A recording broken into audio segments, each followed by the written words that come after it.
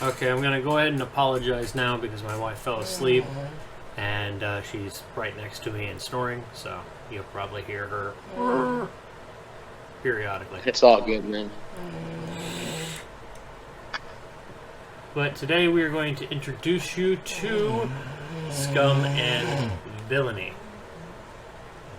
which I am in love with the Blades in the Dark system. This is a Forged in the Dark role-playing game, and I've actually watched Strauss run some of his games, and I'm interested in seeing it, but I'm also interested in running it the way that I want to run it, so yay, fun.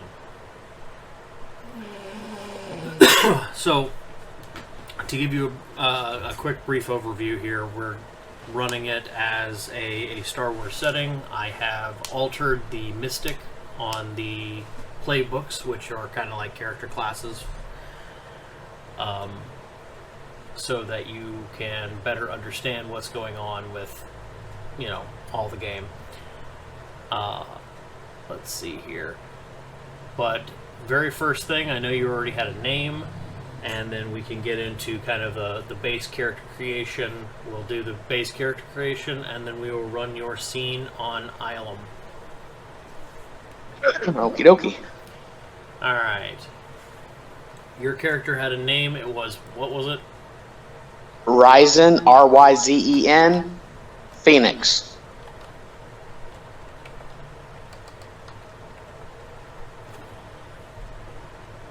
Okay, does he go by any other aliases?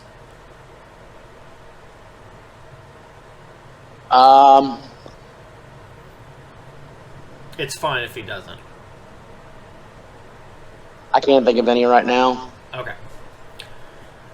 Well, I mean, that takes care of really that part of it. So Nickname Reaper, I guess. Reaper? Yeah. Oh, you sad, poor, pathetic soul. I know, right? Okay, we're going to go ahead and move down here. Since you can see what I'm also doing here, I'm going to go to the character creation portion. We have already decided what you were going to play. You said you wanted to play a Jedi, so we put you under the Mystic. Now, in this, it's going to be a little bit different because everything is going to say something about the Way. The Way is the force, the overarching power, the magic of the world. Although the Way is very, very close to the wording on the force.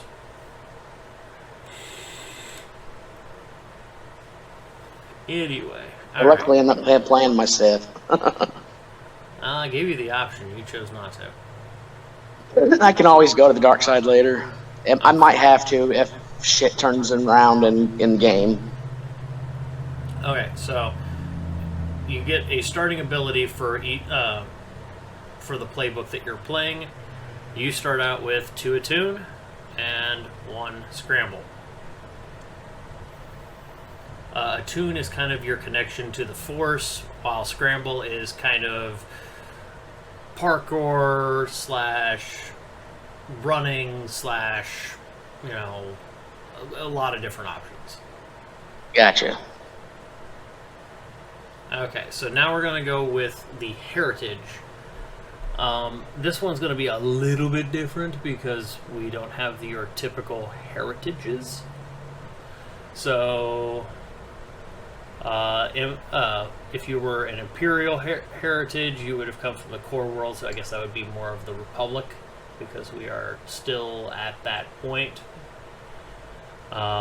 You were brought up educated in the ways of the Republic through vocational education and so on and thus forth. Or you were a spacer, you were an ice miner, station mechanic, you grew up on a creaky ship. Then you also have your colonist, which would be your farmers, miners, terraformers, your typical outer rim kind of people. Manufactured. This is for clones, for droids if you were playing a droid. But you often have to hide your origin or independence from what you were. And then you have your wanderer heritage. You've never stayed in one place too terribly long. You know, basically planet hopped for most of your life. And then... Xeno would be the aliens. Do what? And then Xeno would be the aliens, right? Yeah, that one... You were raised in a non-human culture, which... I mean, I guess you technically could. You grew up on, you know, Ryloth or, you know, Mon Calamari. Or Mon So what would... Sorry. So for heritage, what would Mandalorian fall under? Well, you definitely wouldn't be Imperial on that one. More than likely...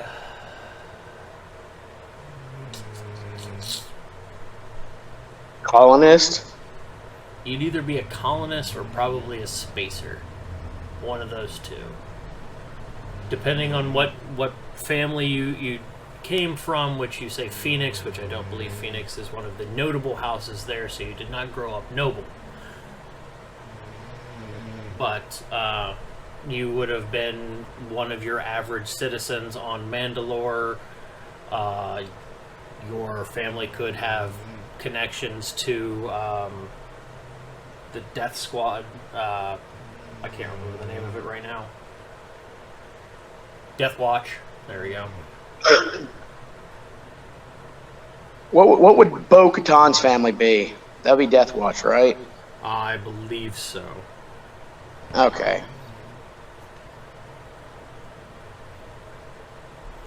Hold on to me.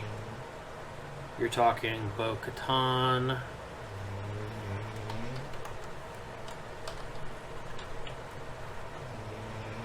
I'd like to be related to her.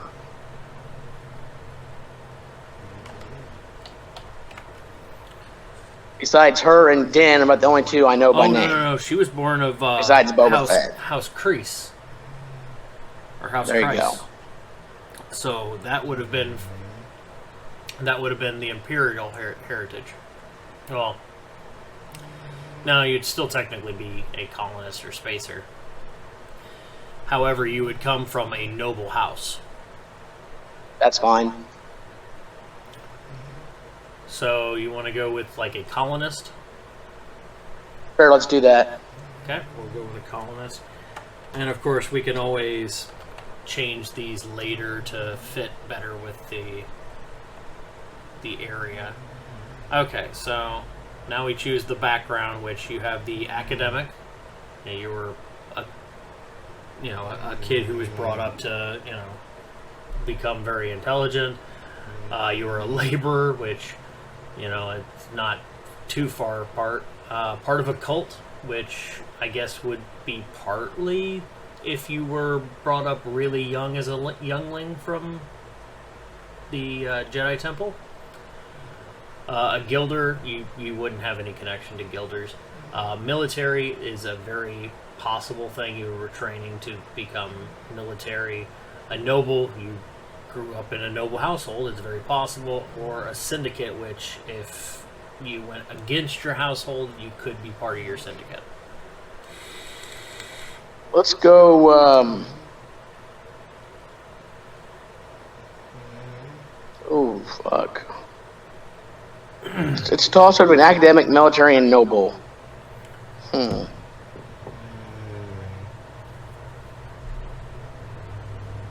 Well, which one fits Ryzen better? Considering he has 9 cores and, 18 threads. Roll a D100. 1 through 50, it's military, and 51 through 100, it's noble. If you got one handy. I don't. I don't carry base dice anymore, but I might have.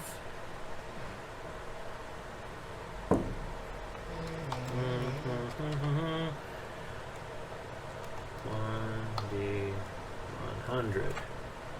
Nope. Move this out of the way. Dang it. Oh. Why is my other bot not in here?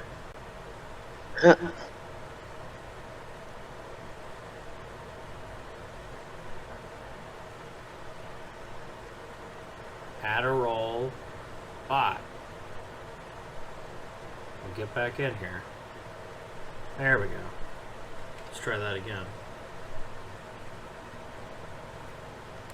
Copy, escape, and results in 83. What was 83 for that?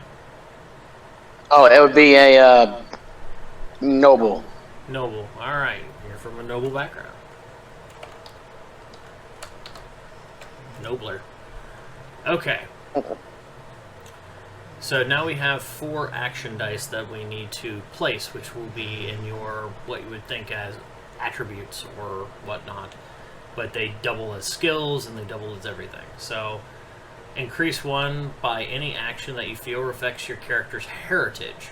So growing up on Mandalore, away from the core world, not really attached to the Republic because the Mandalorians refused to join the Republic. They stayed neutral. But then again, there was a good portion of time where Darth Maul had taken over with Death Watch and started using it as a crime syndicate headquarters. So you have multiple options to go with. You have your doctor, which is your patching people up. You have your hack, which is essentially, well, here, let me just go here. Action rolls. Wise. Where are we at here? Why am I missing?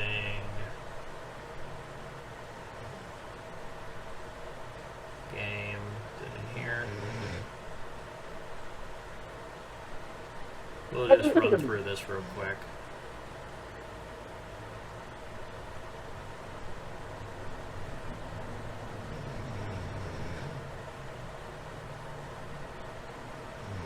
I watched that video last night that you sent me, the one on that explains this book. Uh-huh. I was so tired. I remember some of it, like the clock and the rolls and everything else.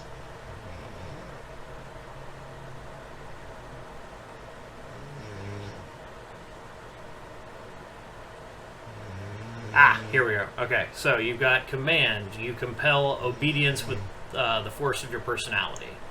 So that could be anything from just having that natural leadership ability to being big and brooding and, you know, frightened.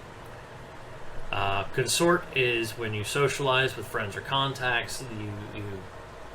You consort with them, you talk with them, you can gather information and other such things. It is the opposite, essentially, of command. Instead of making people follow you, you are convincing people to follow you through being jovial.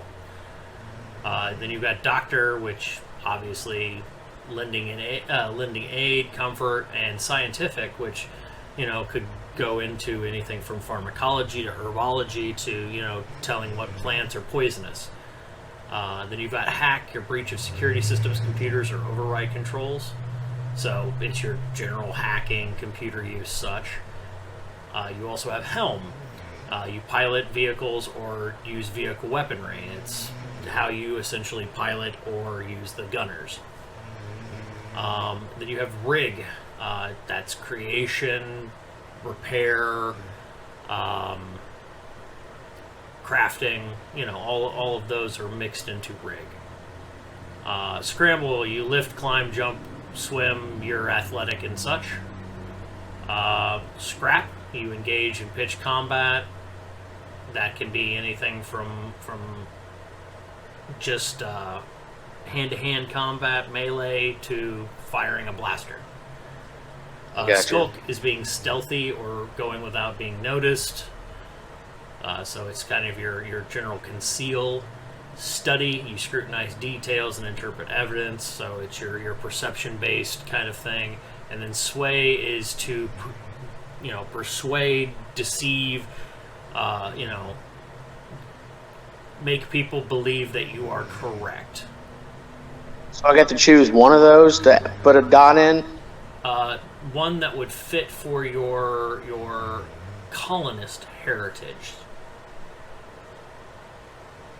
Colonist.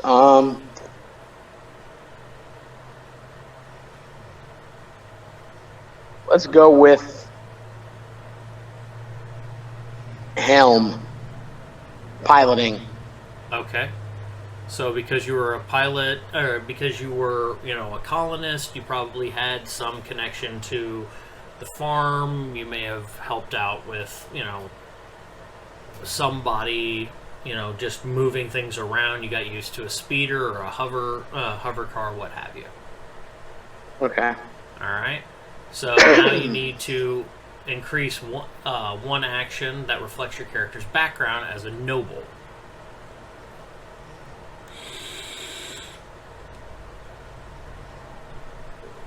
Let's go to...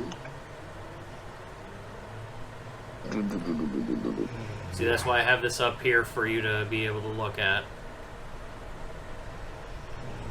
Can I get more dots in these later? Yes. As you level Okay. up in experience, you will definitely get more dots. It's Doctor, Hack, and Rig are looking good to me. Okay, well, which one really fits your background? Go to Rig. You're gonna go with Rig? Yeah, we're repairing farm equipment and stuff like that and droids. Well, this is for Noble. I know. Okay. Alright. And then you get 2 more actions you can use wherever you want. 2 more, huh? Yeah, you can use it anywhere but Attune, because you cannot buy the 3rd dot. You can only have a max rating of 2 to start. Oh, okay. Let's put a,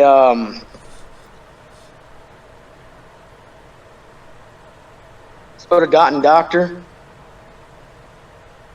Okay. And I will be highly, highly surprised if you don't take any scrap.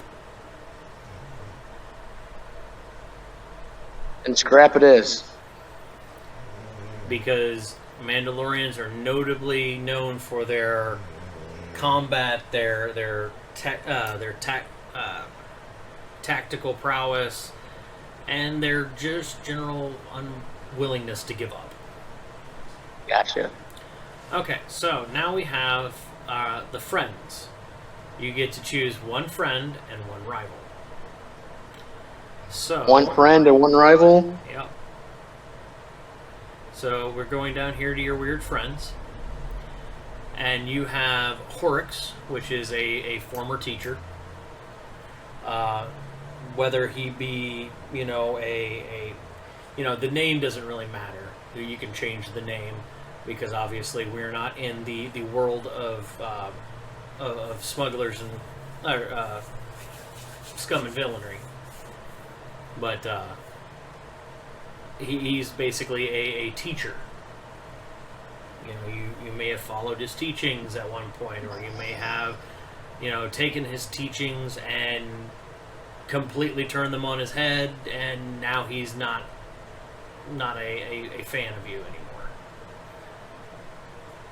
Like, he could have been a member of Death Watch pre, you know, taking over of Mandalore, and he was your, you know, blaster teacher. You know, he took you out and showed you how to work a blaster, and then when they came over, you know, you and him had your falling out, and then he became a rival. Then you have Hicks, who is a smuggler. He, you know, it's just something that would fall into your background, why you have this connection to somebody. Then we have Lax, who is an Imperial worker. He, you know, somehow has some connection to all of this. And this will come into later, not exactly now, but, you know, in the next actual game, when we play an actual game. Then we have Rye, who is your unrequited love. It could be either a good thing because, you know, she's still there for you and waiting, and she's a friend and she tries to help you out, or, you know, you had a flare and it was really nice for the time being, and then it fizzled out, and now she's still upset. And then you also have Blish, fellow Force user, somebody who, you know, you could have trained with, grew up with, whatever, and Is Bush a guy or a girl? it really doesn't matter. We can change it to whoever it needs to be. Okay. Then friend would be Blish. Okay.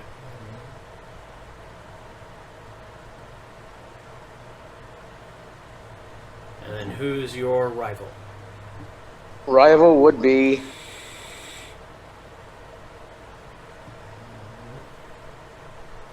Lax. And Lax. Alrighty. So we have moved on from that.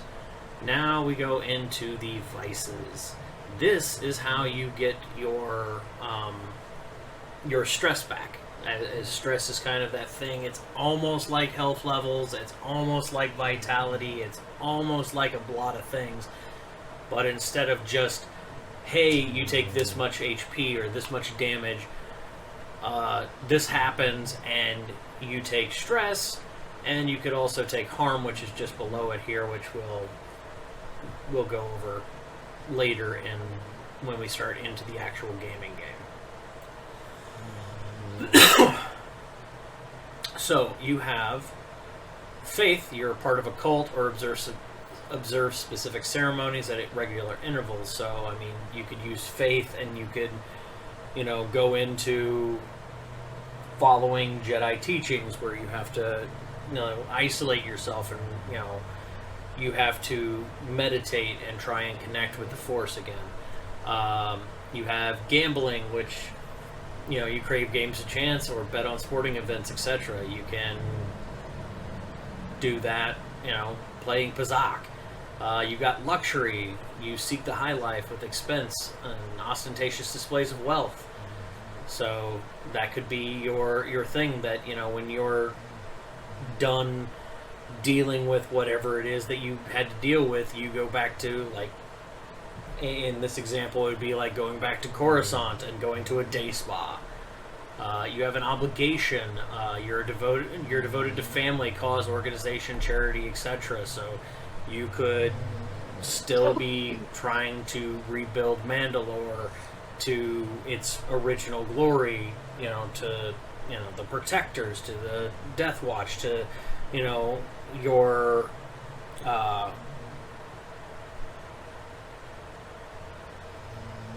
great aunt Satine, you know, Duchess Satine, you know, whatever you have for that. Then you've got pleasure. You seek hedonistic gratification from lovers, food, drink, drugs, art, etc. So you go and you're like, oh, I just gotta go. I gotta, you know, take in all of life afterwards. Which, Let's go. go ahead. Okay, I'm reading it as you're explaining it to me. I'm reading Choose Your Vice as you're going on to it too. Sure. I'll probably go with obligation to help my family, Okay. because I don't know if it's possible or not, but everything's got their canon. But if I could pretty much prevent Maul from killing Satine, like, you know, kind of like change history a bit, that'd be awesome. Okay. That's not gonna be something that is too close. Your goal, your goal with your vice is, this is what you do because this is what you feel most comfortable doing, no matter what. You know, so Gotcha. you're going back to fight to you know, bring back the ideas of Duchess Satine, or connecting to Death Watch, or, you know, once again, you go through all of these. Or it could just be you have to help your family. You only feel that sense of relief whenever you go and help your family, even though it may put you into a bind. that's what relieves your stress because you know they're safe. Okay, we'll go with that. Okay. Kind of like because I know my family is part of Death Watch, and my aunt Satine is the Duchess of Mandalore. So pretty much just going back, relieving some stress, helping out family, and seeing family members. It's relieves my stress, make sure everybody's all right, and giving a helping hand. Okay. So however you would put that in words. Family. Keeping family ties. Together.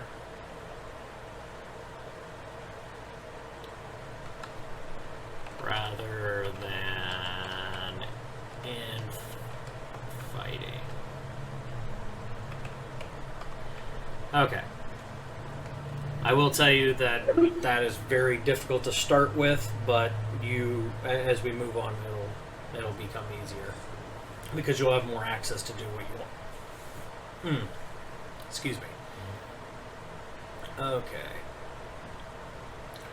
Now we need to go for kind of a look. They want like a very brief description of what kind of look you have, like what is noticeable about your character that states that's who you are. Like if you're Darth Maul, having black skin with red with the red tattoo skin, the red tattooed skin skull on your face kind of thing. That would be a Gotcha. So what defines you as your look?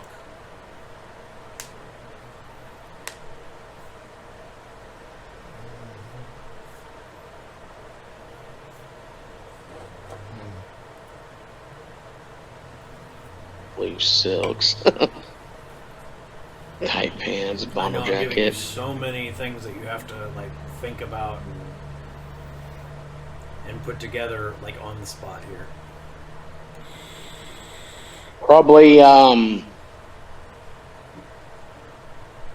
think of Poe's look from Force Awakens when you first meet him. Bomber jacket, the baggy pants, shirt tucked in.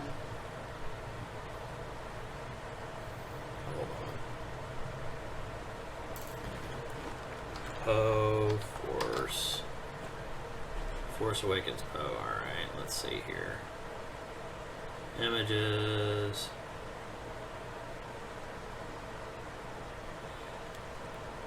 What do we call that?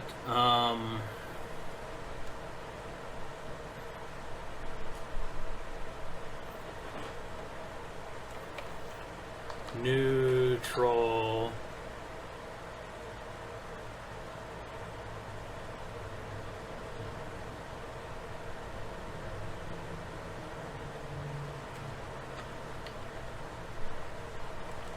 Pilot casuals. Sound good? Neutral pilot casuals? Sounds good, man. Alright. So we've already done all that. We've done the playbook. We've got our starting abilities. We need to choose a special ability. This won't come up until a little later, I imagine, because I doubt you'll be using this in this one. But we have the special abilities that were custom built for this specific class now. So you have your kinetics, which is your telekinesis, your enhanced jumping, your night speed, or whatever you want to call it. I'm just going off of the games here. Basically, it is your ability to manipulate kinetic force. Then you've got a force weapon. If you don't have a lightsaber, you could use this. You can essentially charge it. And, oh, that is not correct. Why is that not correct? Oops. I really hope I didn't put that in there, because that is not what it's supposed to be. Let me grab that real quick.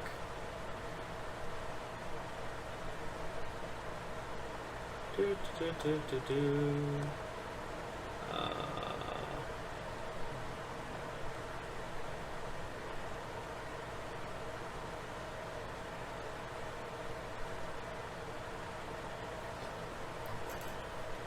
Okay.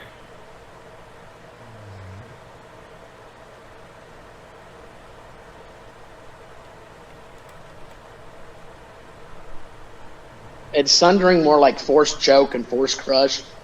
The Force Choke is technically under kinetics. Okay. Sundering. You may push yourself to attune That's the more force. of like Force Lightning. Oh, Sundering is Force Lightning? It's the equivalent thereof. I mean, Force Lightning, it can be really anything. You literally are twisting the Force to, damage somebody else's life force. How do I get more of those? If I chose kinetics now, can I choose Sundering later? Yes, you can. Or can I eventually get all these abilities later? Buy ability later. Okay. Let's do kinetics right now. Well, hold on. Did you look Okay, through all sorry. of these? Yes, I'm looking. I'm reading as best I can.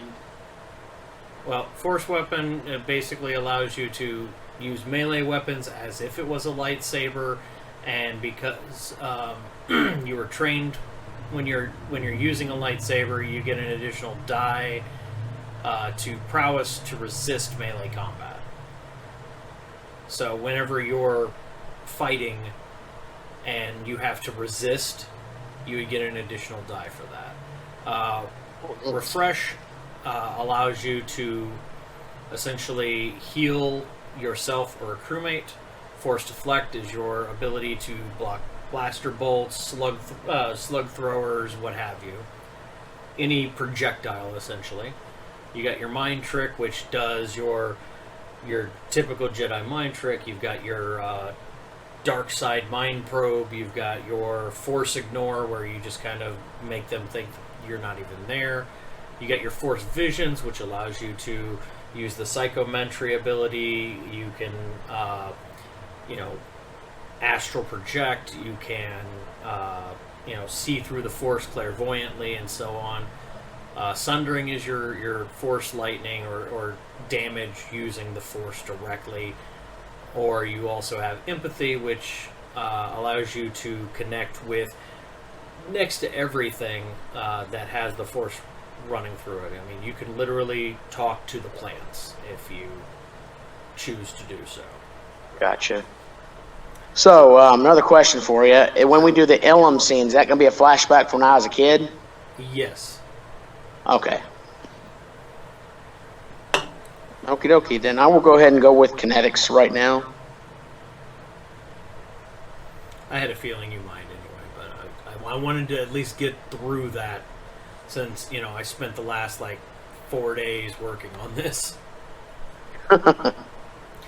Alright, okay, so chose the heritage background, the additional action ratings, your friends, your vice, and your name and look. Okay, so that is literally done for character creation. Nice. So we will deal with the ship next time, because you will have a ship.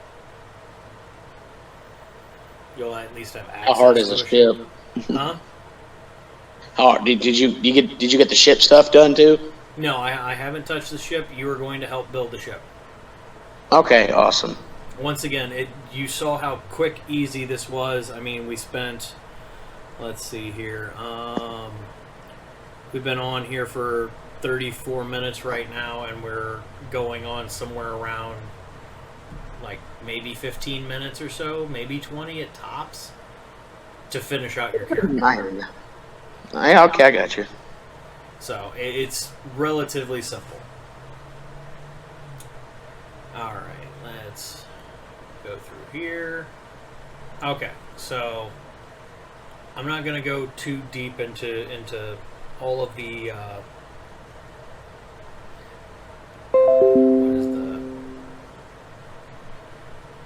all the mechanics and everything that is going to come up until we actually run into it. So, what we're going to do is we're going to start off with where every youngling starts off with. You arrive on the very cold, very frozen planet of Ilum. You are accompanied by 3 other younglings. You've got Tad, let's see, Rigosi, who is a Rhodian. You've got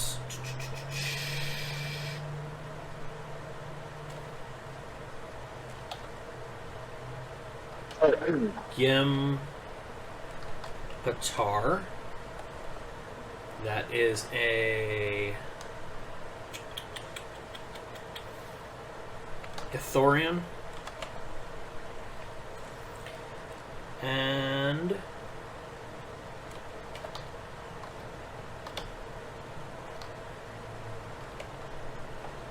you have Nottam Wink, who is also a human. There's a what? You have Tad Rigosi, who is a Rhodian youngling. You have Yim Patar, who is an Ithorian youngling. And you have Nottam Wink, which is a human youngling. You are all taken there by Agent Kalar, Master Agent Agent Kalar. And you make your way across the snowy ground as you stand before the large doors. Master Kalar pushes his hands out as you hear ice crack and stalactites of ice break and fall. The doors swing open into a large cavernous room. As you enter this circular room, you see a large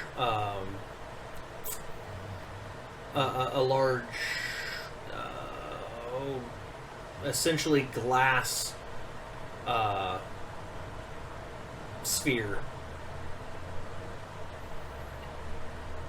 And as Master Kalar stands before all 3 of you, or all 4 of you, he looks down as he speaks. He says, "This is the place where you shall go and find your lightsaber Kyber crystal. Now understand that you must go in alone. And you must come out immediately after finding your Kyber crystal. And once that is done, you will stand out here until the rest are done. You have very limited time." As he reaches up, the sphere moves slightly as the sunlight hits it, and it projects a prismatic light onto this large-looking waterfall of ice, and it begins to melt in front of your eyes. The room becomes slightly warmer, and as the water trickles down the ice, as it comes down to the base of this circular antechamber,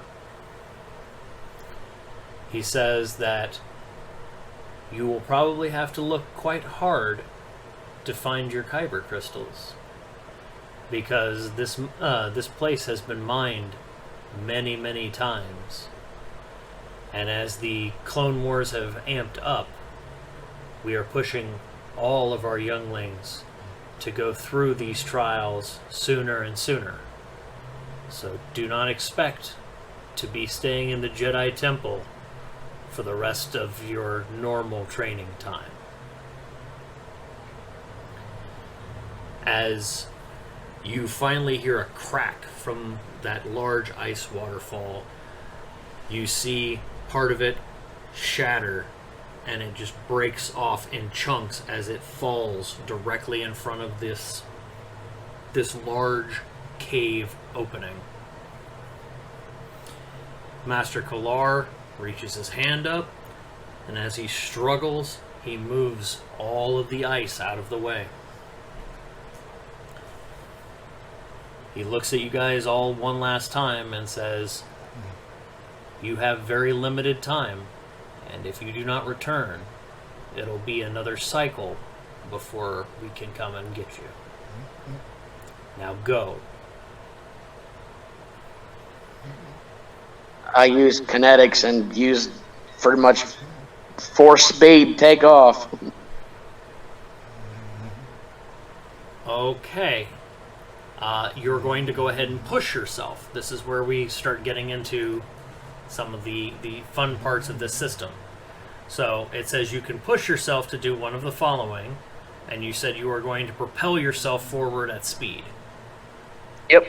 Okay, so to push yourself, you're going to take 2 stress or accept a devil's bargain. Right now, there's not really a good devil's bargain. Unless you can come up with something that it sounds too good to be true because it is. What's going to happen that the devil's going to come and collect? So, give me an example of a devil's bargain. I am just about to. Let me pull up the index here. Let me find our devil's bargain. 21.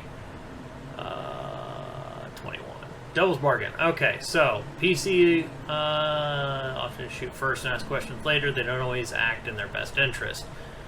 So you can offer a bonus die to accept the devil's bargain. Common bargains include collateral damage, unintended harm, sacrifice of cred, which you don't have, or an item, betray a friend or loved one, which you don't have there, offend or anger a faction, which you don't really have access to, start and or tick a troublesome clock, which we're not going to deal with too much, add heat, you're not going to do that, or suffer harm.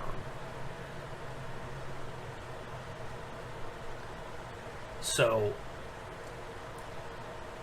technically you can either take the 2 stress, or you can possibly suffer harm. I'll just take the 2 stress. 2 stress it is. You will reduce stress after your missions, and you partake in your vice and so on and thus forth. So anyway, so you blast off into the caves. I'm kind of ice skating on the ice. If it's slippery, I'm kind of pretty much speed skating, I guess you could say. Pretty much add for flair. Yeah. You slide through the muddy wake at the beginning of the cave as if you were wakeboarding across this mud. And as you hit dry ground, you just continue on with that speed. So I'm okay. Don't know how far these caves go.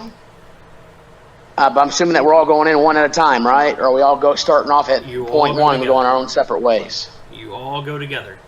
You all go in, you find a way, you follow it, you head there.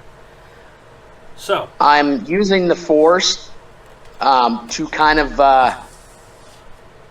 call out to the force to help guide me to a spot where I could find a good starting point. Well, we can do that. So what we're going to do is we're going to do an Attune Roll. Okay? Now, I don't know if you have dice in front of you or not. I do not, but I can get some. That's fine. I can just roll it on Roll20 here because that's what I have your sheet on. Okay. So we're going to just move this up here. And then we are going to use an Attune Roll. Now you remember that when you roll, a 6 is a complete success, no problems. A 4 or 5 is a success with complications. And a 1 through a 3 is a fail. So how many dice do I get to this? You're going to get 2 dice. All right. So if I roll 2 6s, it's a critical success. That is correct. So I'm just going to go ahead and click Attune, and we're going to roll it. Sound good? Sounds good, man. Okay. So you're not really in a difficult position. These are the different positions. Controlled is essentially there is no risk if you were to fail. You might just go the wrong way. Risky is something more along the lines of, something bad is going to happen if you don't complete this way. Where desperate is you're hanging on the ledge and you're going to try and kick your leg over, but you're running low on the ability to hold on, kind of thing. So I'm going to say this is a controlled position. Your effect, you're wanting to reach out and touch the force and see if you can locate a Kyber crystal near you. I would say that's a standard effect. There are 3 types of effects that you've got. You have your standard, your limited, and your great. I've never seen extreme, and I'm not going to be using it for now. But your standard is you have a very specific goal that you're wanting to accomplish, and if you accomplish this goal, then good things will happen. Limited, you're trying to do something that it's not really a difficult task, or it's not something that is going to be game changing. While great is you reach out and you are trying to you're trying to essentially do something that is far beyond your normal standard. Gotcha. So I'm going to say that the effect would be a standard for this, and submit. Bonus dice. So you do have the option to once again push yourself and gain an additional die. But that's another 2 stress. Sure, why not? I'll push myself one more time for an additional die. Okay. One more die. All right. The more the merrier. 4. Okay, so what we're going to do here, we're just going to move this down here, and then we are going to go with,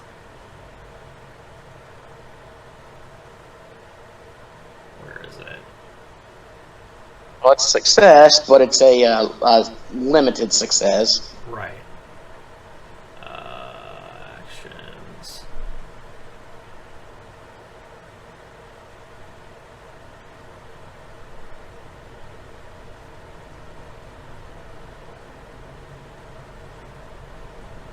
Rolling the dice.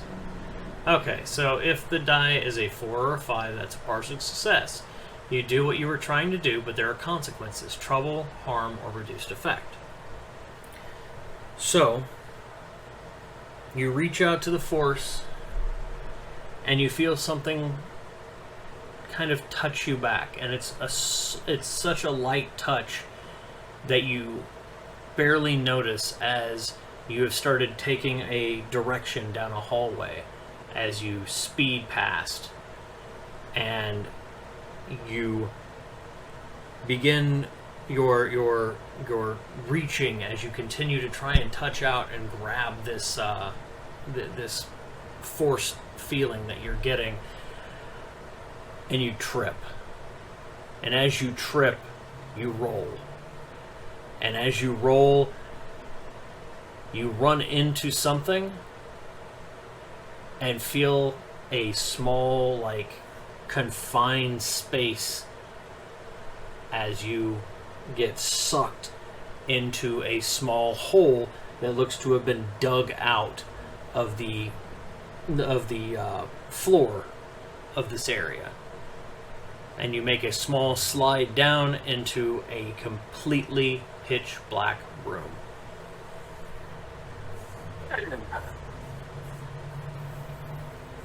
Pitch black room, yay. Would my character have any like glow sticks on him at all? Absolutely. Awesome. So. And I will get a glow stick. Okay. You activate your glow stick and begin walking through, and as you scan around the room, the entire room seems to glitter as you see different colored crystals running all through this area. Are they all Kyber crystals? Mm-hmm. Is there one that sticks out that's very unique? This one does not. So you see all of them, but none of them really are singing. So my Kyber crystal's not in here. Okay. But what you do see Go ahead. is a lot of them.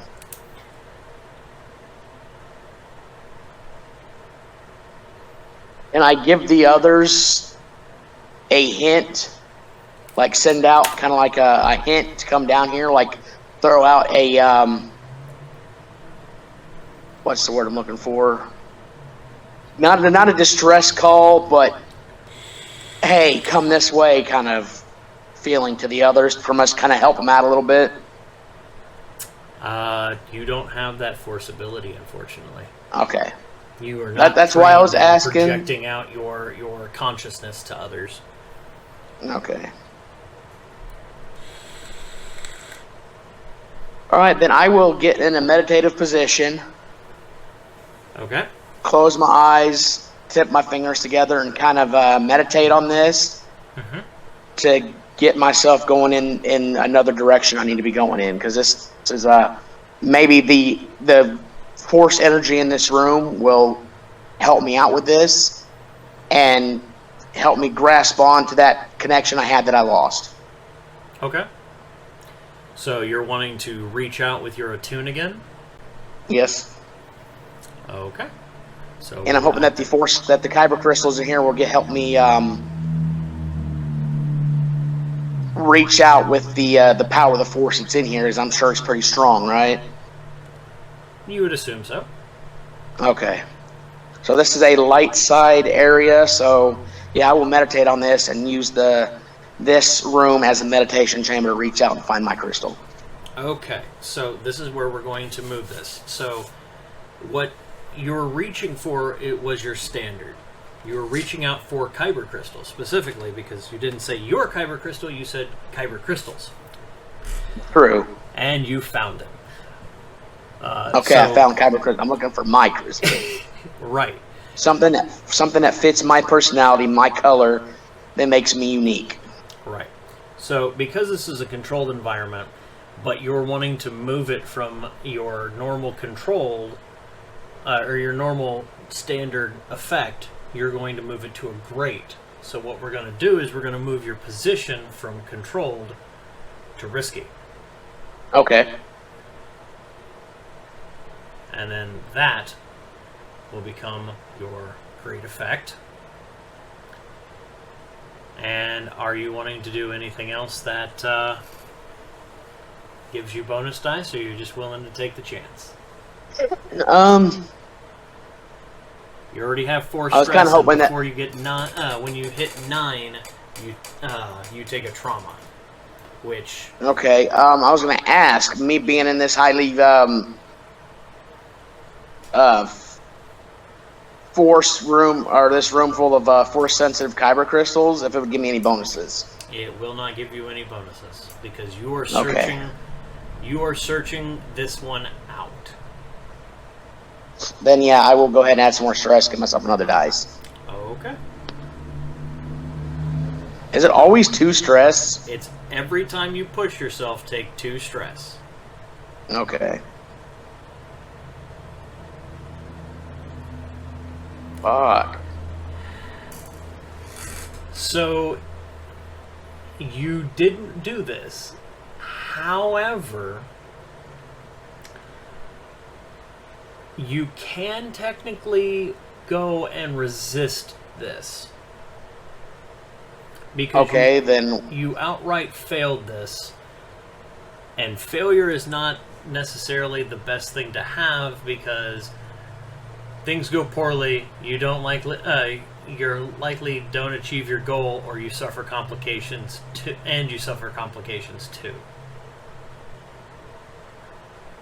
So okay, I will. Yeah, whatever you just said to that. so you're going to resist this. Resist, yes. Okay. Now, when you're resisting, you will use the resolve. Your resolve is measured by how many of these you have. You can have from 0 to 4. You already have 1 in resolve. So we are going to click the resolve, and you have the option to take more bonus dice if you so choose to stress yourself out. Yeah, consider I've only got 3 stress bars left, and I need to relieve some of that stress. Let's not do it this time. Okay, so suffer 6 stress minus the highest die result. Now, because of this, I'm going to allow you to retract that, because you would be taking stress to do that. Okay. So we can choose not to do that, because otherwise you would take 4 stress, you would instantly get a trauma, and you would have that on your sheet. So, would you like to just take the bad as it comes? I'll just take the bad as it comes. Okay, so we're going to just negate. I'll try harder this time with only my 2 dice. And that was my fault for not explaining that. That's all right. So, so with that, let's see here. Okay, I've got it. Yeah, I learned how the system works anyways. So here is where we're going to do. Where is...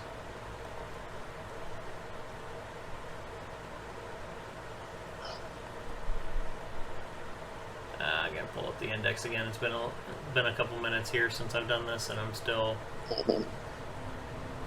harm.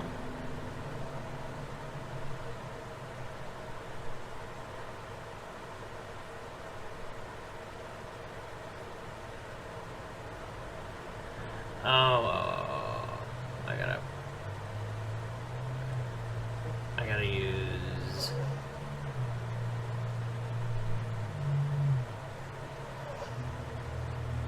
Okay. So, we're gonna do a basic one. You reach out and you're focused, and you're trying to find your Kyber crystal. And as you go through and you're just reaching as far as you can,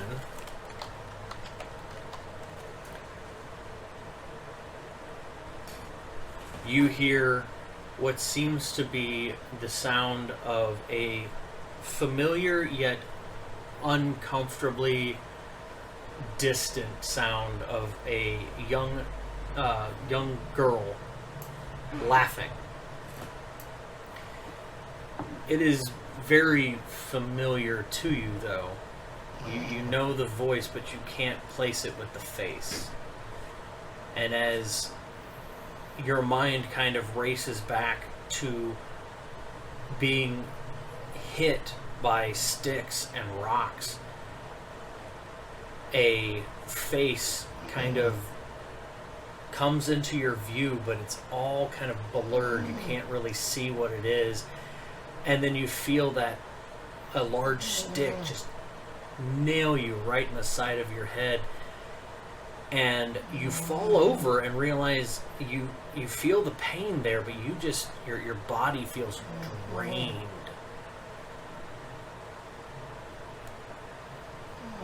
So you start feeling a little weak, and you start feeling uncomfortable and kind of tired. So.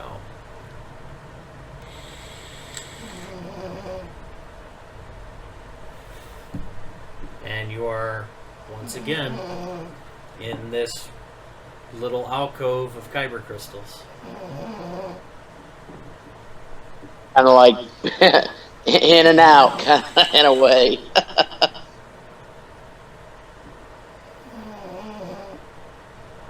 So what are your next actions?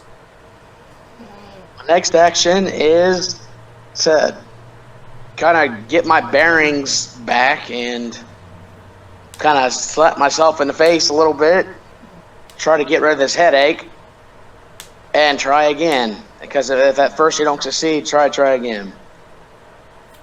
Okay. So I'm not going to let this beat me. I got limited time. Alright, we will move back to that. I have clicked that. But you are once again looking for your Kyber crystal, and you sound like you're getting a little desperate. Would you say you're getting a little desperate? Not yet. Not yet. So we'll keep it at risky and great then. Sound good? Okay. Because you're looking specifically for your Kyber crystal. Alright. You gonna stress yourself No out bonus anymore? dice. Huh? No bonus dice. They go quick, don't they? They do. Oh, boy. I fucking hate this system. You need just the rolling system. Dang. These dice rolls do not like me. Your system's like, oh, it's Nathan. We're going to screw him over. Alright, so you reach out and you feel a pull, and you feel this like intense pull, and it's almost pulsing as it's starting to give you a feeling of where you need to go. And so you stand up, I'm assuming, and follow Yeah. the pulse. Yep, here goes a fucking wild goose chase. So you go and you begin following where you feel this pulse at, and you walk right up to a solid rock face with crystals just lining the walls, embedded all through it. And as you feel that pulse trying to quicken, as you try and get closer to it, this wall just refuses to let you go through it. You begin walking along the walls, trying to find an exit with your glow stick, and as you pass by, you let me pull this back up here real quick.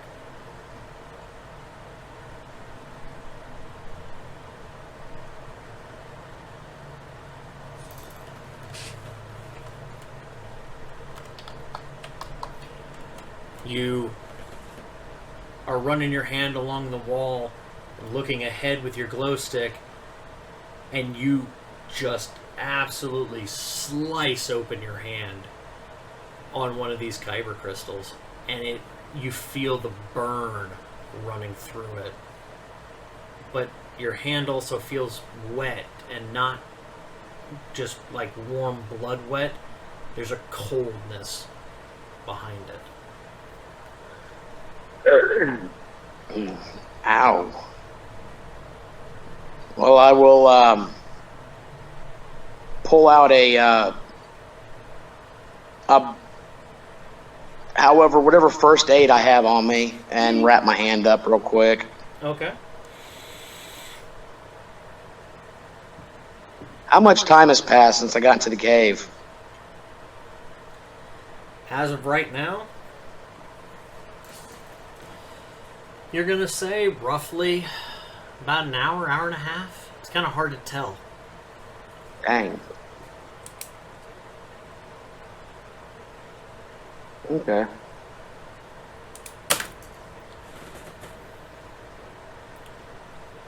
Okay, so you still feel the pulse, but you cannot seem to find the way to get to it. The only way that you can find out of this room seems to be the way that you crawled through here. Do I have any tools on me?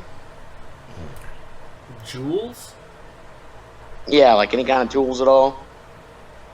No, because you're not supposed to have material attachment. Oh, okay.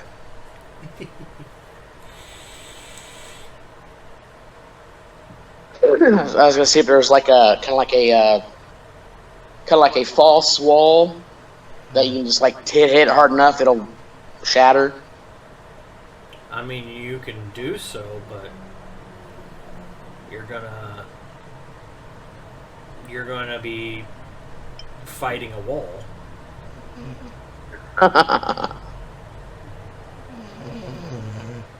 Shit, what to do.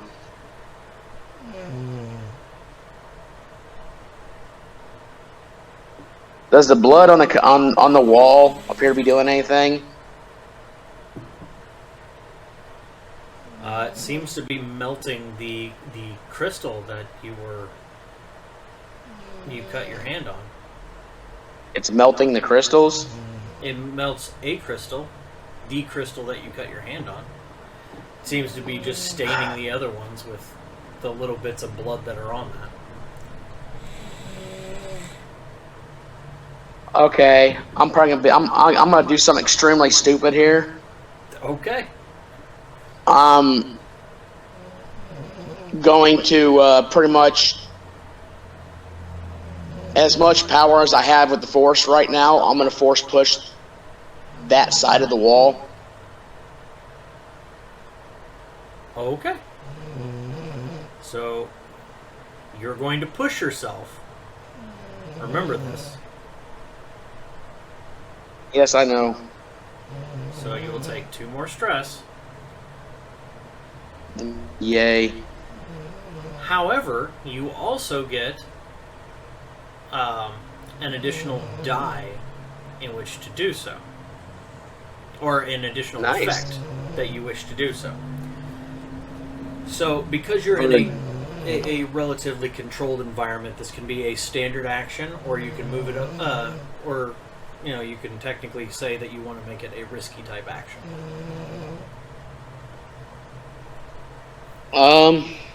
Well, no. So what would this is a standard one. I'm sorry. Ignore that one here. So okay. You're doing that. Here's where we're going to roll fortune. Because it's not a contest of your ability versus the wall. The wall won. It's a question of whether you found something there that wasn't there already, that you couldn't see already. So we're going to roll fortune, and we add a bonus die.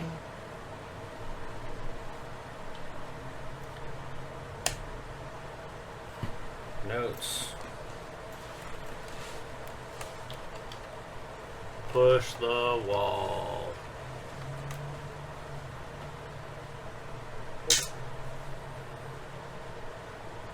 You throw your hand out, you muster your will, and as you push the wall pushes you back. And here is where you hit the back of the wall.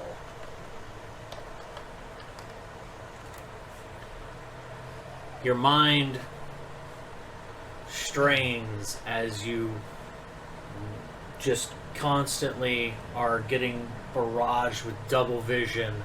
Your mind seems to be playing tricks on you because now all the lights are glinting off of every crystal, and it almost seems that the one crystal that you had cut yourself on that is melting in front of you is pulsing in a deep red form. It's lighting up that entire wall with its pulsing red light.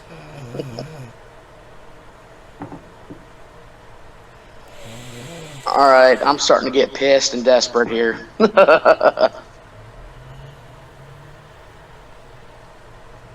Okay. This is gonna hurt in the long run. And yeah, I'm just gonna freaking run up and try to freaking karate kick the fucking wall in that spot. Just like this is Sparta, boom, kind of kick. Okay. Okay. I'm going to roll another fortune here. And we'll just see how we go from here. No, I'm about ready to go grab me a real fucking dice and roll it. Whoa, kicking. Wall kick.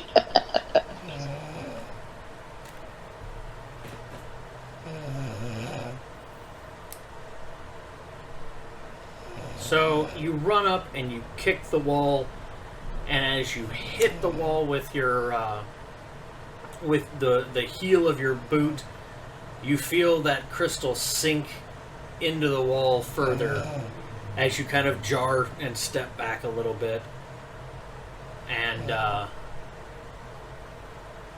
you realize that wall is about as solid as it's gonna be.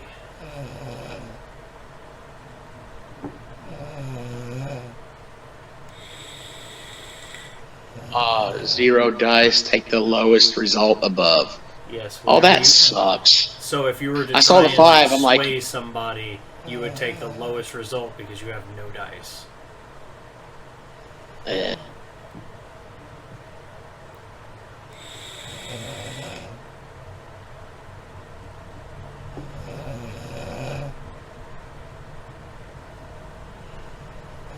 Alright. If I can't push, I'll pull. This will be a desperate roll. You're aware you're going to be taking a trauma on this one. What is trauma exactly? Trauma is nasty stuff. We'll go over that now if you want to.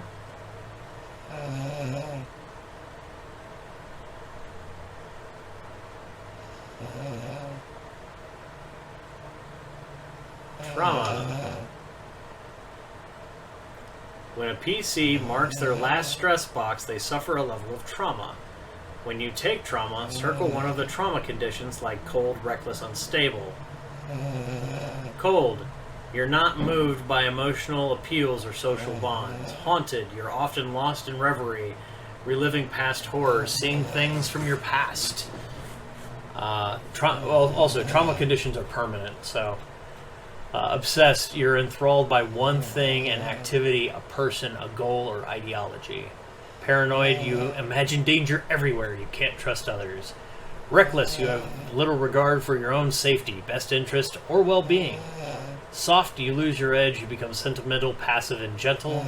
Unstable, your emotional state is volatile. You can instantly rage, fall into despair, act impulsively, or completely freeze up. Or vicious, you seek out opportunities to hurt people, even for no good reason. So, do you want to go ahead and try and pull at that wall again and take a trauma? Traumas are permanent. That sucks. And once you have 4 trauma, you just lose the will to continue on. You just kind of fall into the background and the character is no longer your character. Gotcha. Is there a way to lose trauma? By indulging in your vice. By indulging in your vice. Gotcha. Yes. Which you can also overindulge in your vice and other bad things happen. You can see why I enjoy this game so much, right? Uh-huh. It's just one kick after another. Yep. All right, I will go out and see. I will get out of here and see if there's another way to get to where I need to go. Okay. All right. So you're gonna go back up the narrow passage. Yep. Okay. It takes you a decent amount of time wedging your arms and legs and all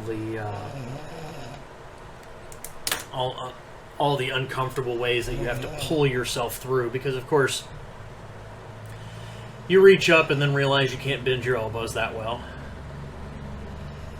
and then you realize that you pinned your arms to your sides, but eventually you find a nice compromise, and after what seems to be hours, you eventually worm your way out.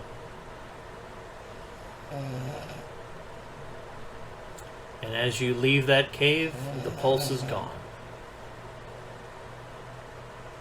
All right.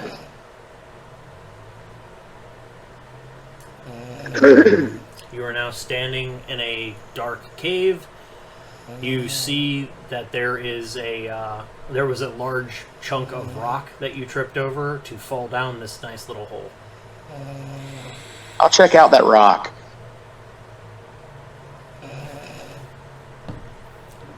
It's a very loose rock. It's actually really light. You're surprised that you tripped over it at all, because you pick it up with ease, one-handed. But something about it just tripped you up. Is there a way to break this rock open? You can hit it against the wall. Okay. You smash it up against the wall and it crumbles into your hand. It is rock. Nothing in it? Nothing in it.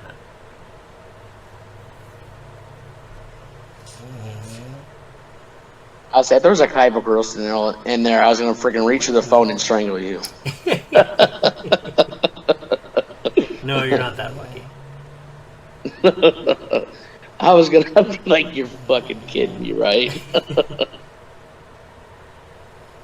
Okay, so, where I picked up the rock from, the indentation in the ground, what's there? Nothing. It's flat cave floor. Okay. It looks like somebody broke this rock off, set it down, and then walked away, and you just happened to be the next person that ran over it, not being as, paying as close attention to it as you thought. Okay, I might be overthinking this or something, but is there can I see where the rock came from? Surprisingly, no. Nothing really matches where, the size of this rock. And what's even weirder about it is that rock is so light, but you see other rocks of about the same size, and those things look a lot heavier and a lot more dense. I'll take some pieces of this rock with me. Okay. And I'll check these other rocks. Yeah, they're heavy. They're solid.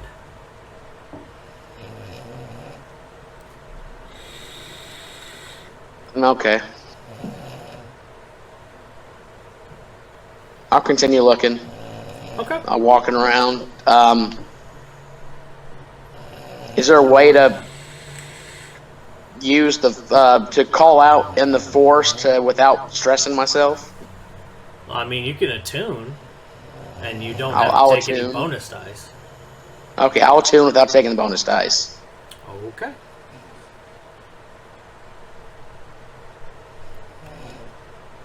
Alright, and minimize this.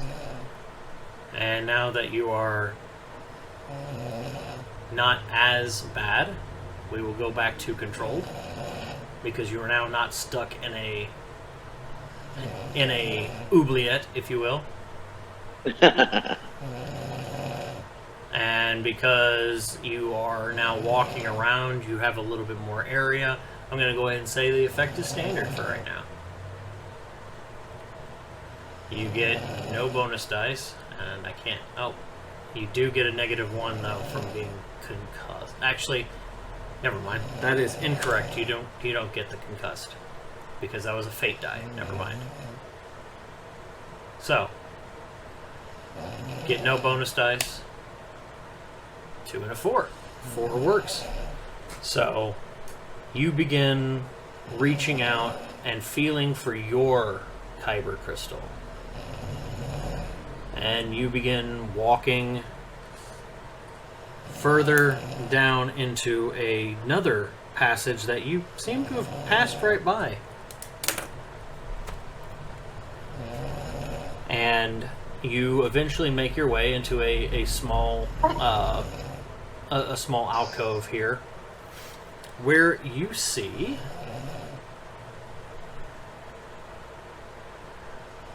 Nodum, your other human youngling, and he seems to be struggling quite a bit as you see him touching his hands and breathing heavy on this large chunk of ice that's embedded into this wall.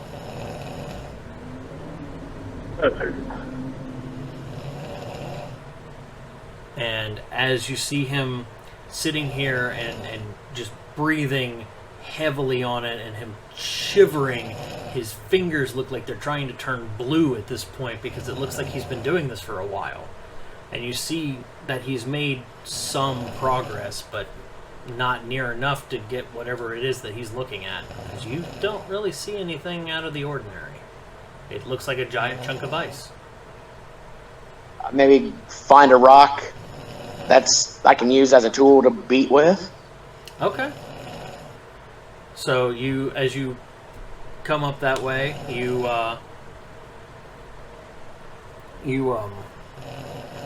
see him there, and you happen to find a nice rock that has almost a pick-like shape. And so he doesn't seem to even notice you at this point. He seems solely focused on this. So what are you doing? How are you doing it? Is this where I was feeling my pull at? You felt it pulling, and you still kind of feel the pull further in, but you saw him here. I'm gonna try to get his attention. Put my hand on his shoulder, and kind of like put the rock in his hand. Kind of let him know that I'm there. Okay. And that he can use this as a tool to help himself out. That way he's not killing his hands. Okay. He kind of acknowledges you in a slow, like, teeth chattering look as you hand him the rock, and he looks at it, and he takes it into his hand, and then you see him reach back as his arm kind of stutters as he begins barely chipping at this ice, and it doesn't seem like this is doing very much to it. But then again, he also... Is it because of his strength? Is it because he's already worn out in his strength? It seems like he's pretty worn down. He's pretty drained himself. That will help him. I will pull out if we have anything to help warm us up in our whatever we have with us, like heat packs or anything like that, or like blankets. I don't know what they would give us as younglings, or if we have anything in a utility belt that would help us out. Not really a whole lot of anything. I mean, you have gloves. I'll give him my jacket. Okay. To put on him for a second, because it's probably nice and warm from everything I've been doing. Yeah, you've been working yourself pretty hard. Yeah, so I'll put my jacket over him. I said, rest up for a second. I'll take this rock, and even though I have a sore hand, I'll start beating the shit out of this ice as hard as I can. Okay. See if there's anything there that would help him out. Okay. Alright.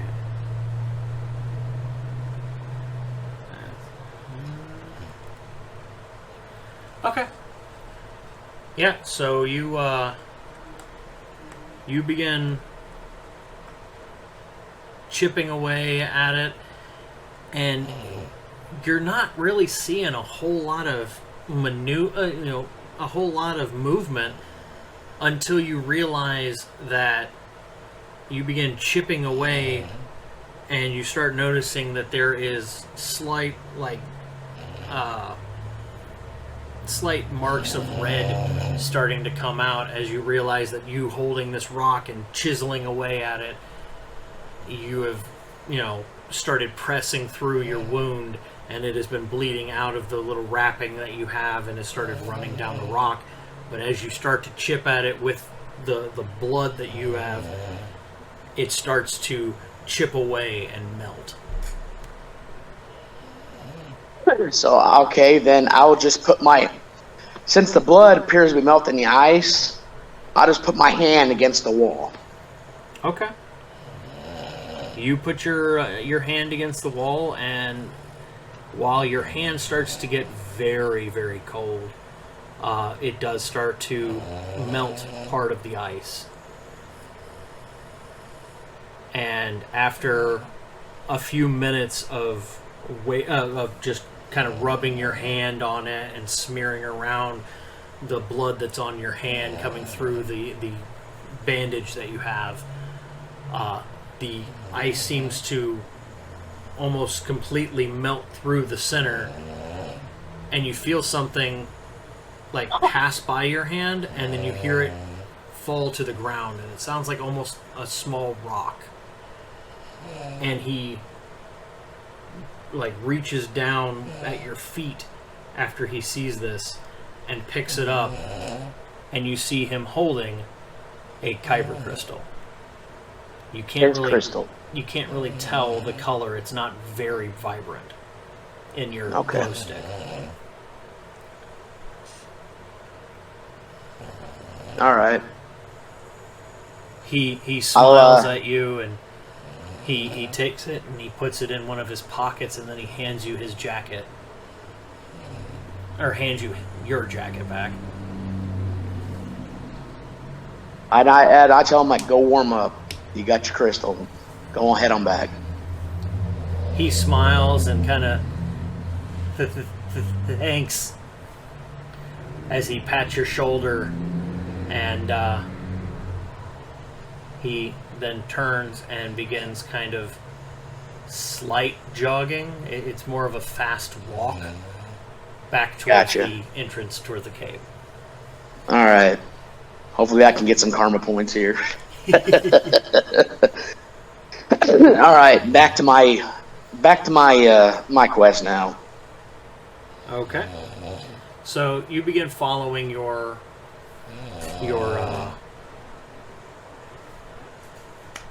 pulse that you feel running through you, and you then make your way on down to a what looks to be like almost stairs of stone leading down in a circular pattern.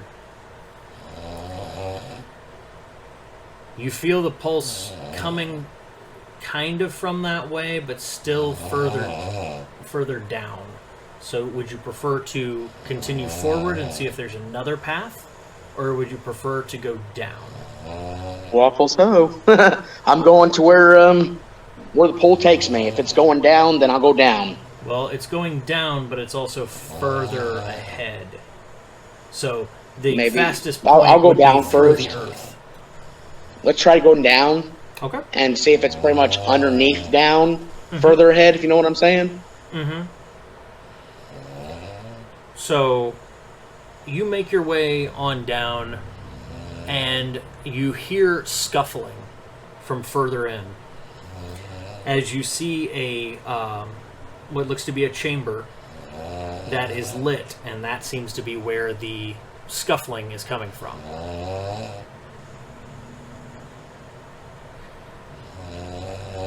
It is not the way that your crystal leads.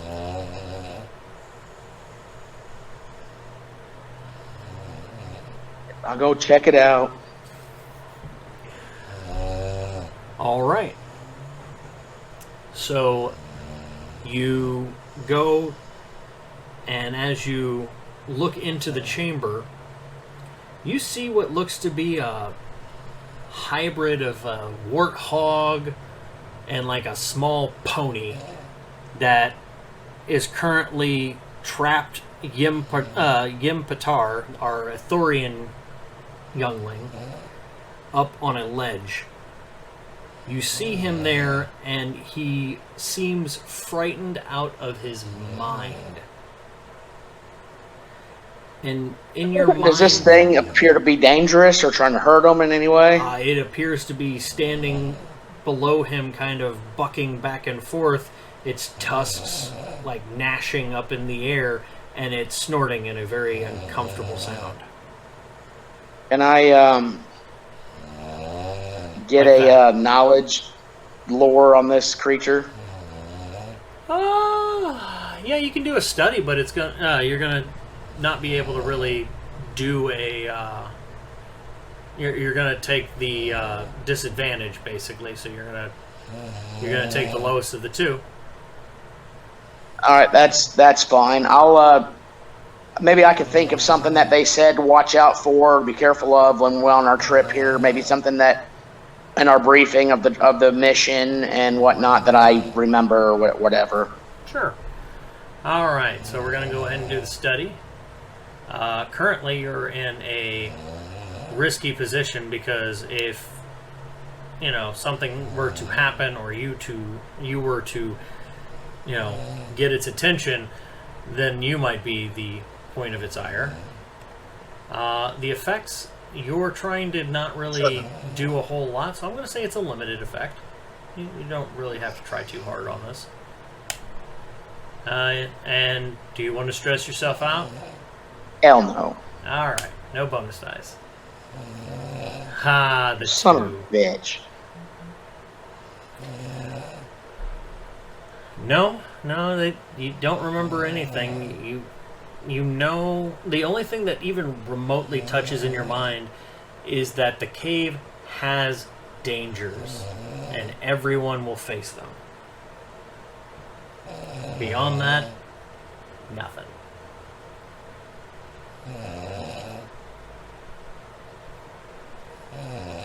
I will hide, pick up a rock, make a loud noise down another hall opposite of where I'm going and that he's at. Okay, so you're trying to send it... Distraction. Okay, you're trying to Yeah, distract send it somewhere else. Okay. So you make a distraction, and you throw the rock, or are you keeping the rock? I'm sorry. I'm keeping my bashing rock. I'm seeing there's another one on the ground or something else I can throw to make a loud noise down another hallway where I'm not going. Okay. So you go and you throw the rock, and it lands far down the hallway there, and after a few moments, the pig monster, as we'll call it, seems to have heard it, and it perks up its ears and goes quiet.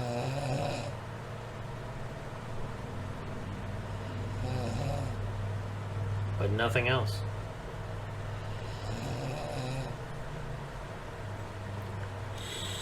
I'll throw... Stealthily, I'll throw another one, not give away my position. Alrighty.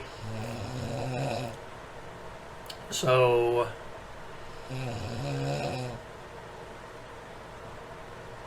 let's see how well you're stealthing. You're going to be doing this. I'll give you the option of whether you want to do a skulk or you want to do a fortune roll. Let's do fortune. It's going to be the same result either way. You're still going to take 2 dice and take the lowest. Let's do fortune. Okay, that's fine.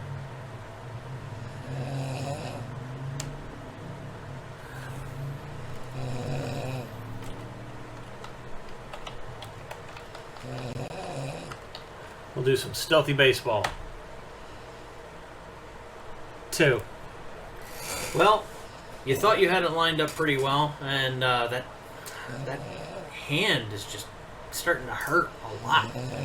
As you throw the rock, it hits the edge of the area that you're hiding in, and that pig snorts and starts heading your way. Great. Then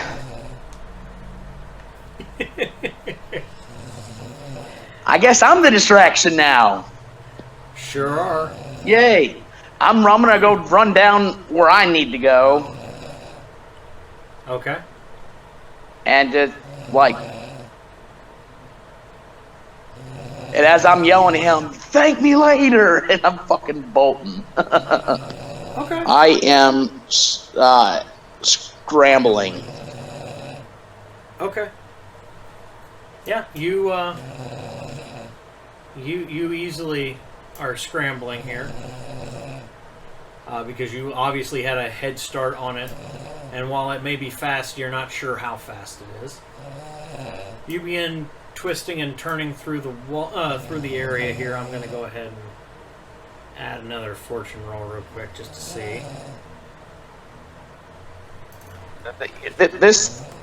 This little dice thing hates me that you do. It really does. It really, really does. So, all right. So you begin running and running and running, and you take a turn and another turn, and you turn again. And as you work your way through, you hear that pig seeming to gain on you, but you're not feeling your pulse anymore to lead you through. And at this point, you have ran blind down in here, other than your glow stick. Oh, great. It's just what I needed.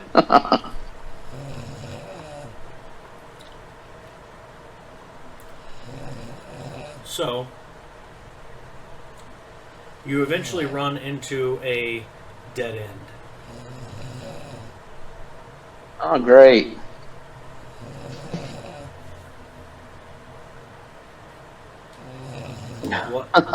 What are you doing?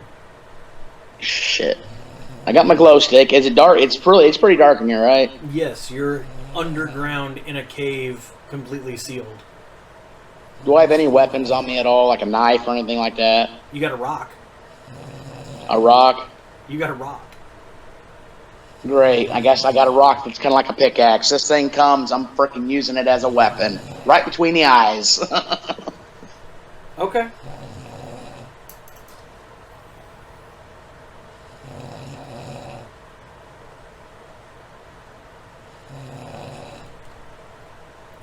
All right.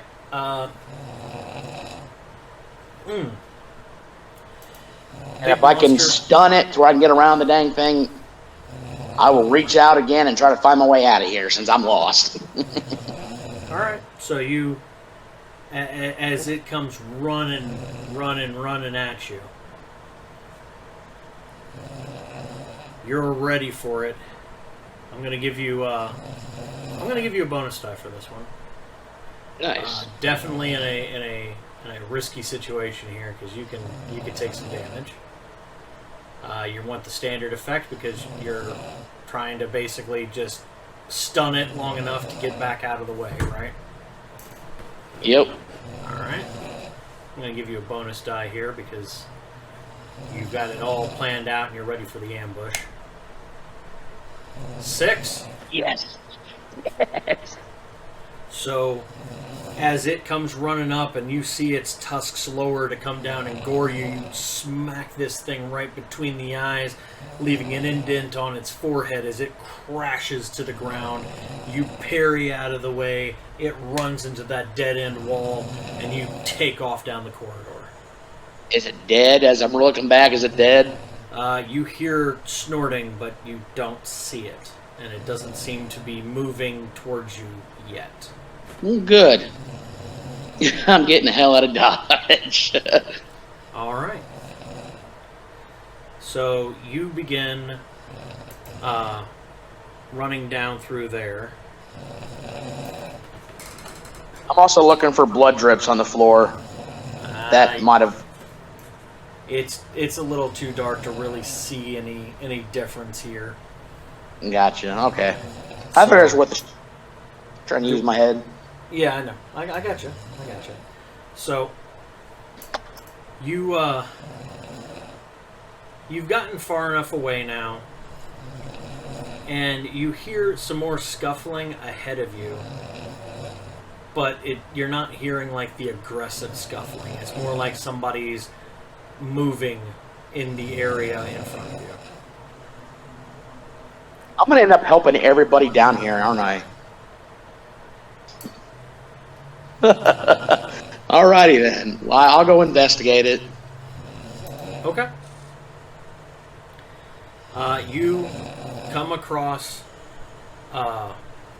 Tad, your Rhodian youngling, as he is trying to climb to what looks to be like a ledge, and this is a very steep cliff face, and it's almost sheer. He is struggling to get through here. Is this the one that's halfway frozen? No, that was Notum. Oh, okay. No, Tad's the Rhodian. He's the last youngling down here. But okay. He seems to be crawling towards what looks to be like a natural platform off of this sheer cliff face. And from that, you hear a hum. And you see light. A white light that seems to be emanating from that area there. Is it okay? So, paint me a picture. Is it up, down, or to the side, or? It is up the cliff face and over into another deeper cavern area. Then okay, then I will give him a boost up and help him get up there. Okay. So I will pretty much let him use my shoulders. Well, as he can climb them. You get him higher, but he is still struggling with this cliff face.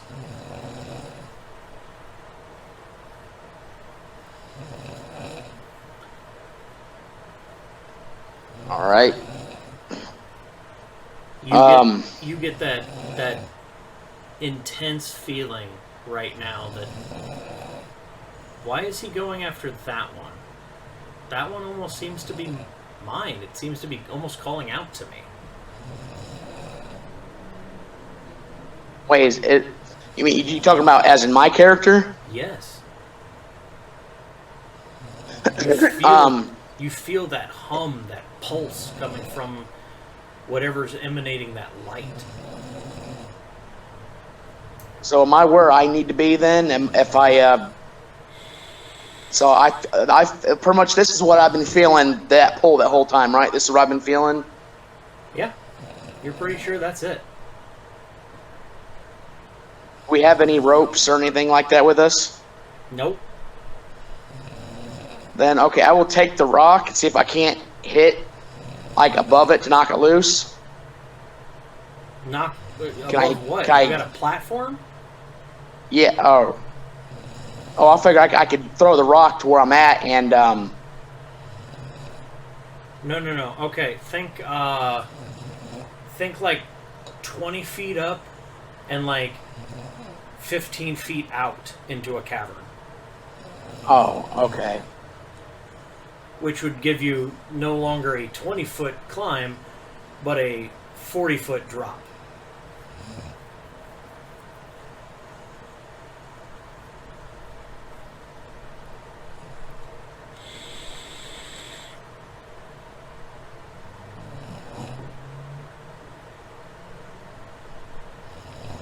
Okay, I'm gonna do something dumb. I'm gonna go see if that boar is dead, and if it is, I'm gonna break off its tusk and I'm gonna use them as climbing tools. Okay. Yeah, you're gonna head back towards the boar. Yep, I'm marking my spots where I know I get back to where he's at. Okay. You take your time to make sure that you know where you're going. And as you go back to the area of that dead end, there is nothing but your footprints. Okay. Then I head back. Okay. Well, you head back, and he's made some progress. He is most of the way over. Now he just has to make the harder climb up. I guess I'm going to try to climb myself. Okay. Because that's where I need to go.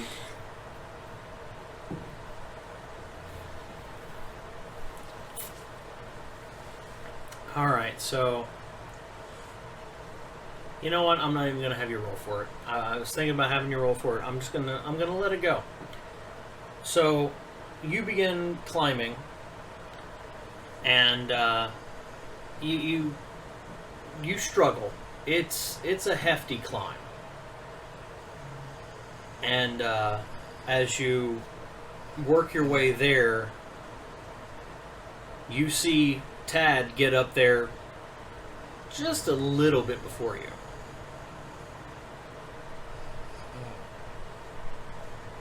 And once you see him get up there, you see him pick up that Kyber crystal, and it pulses in his hand, almost trying to reject him, it seems like, as the light tries to pierce through the individual pieces of his fingers, you know, while it's held in his hand.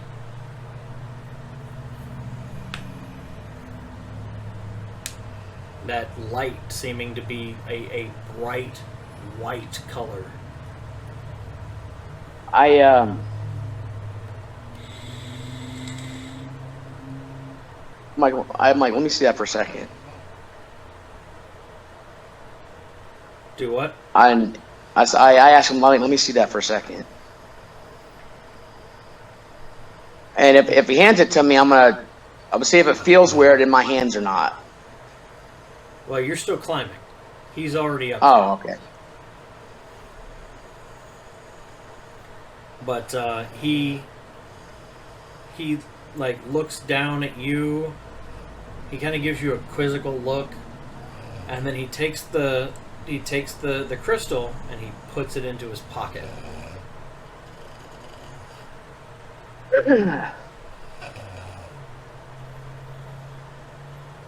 And then he starts getting a little more nervous. It looks like he's trying to get off this platform, and the only way back would be climbing back across.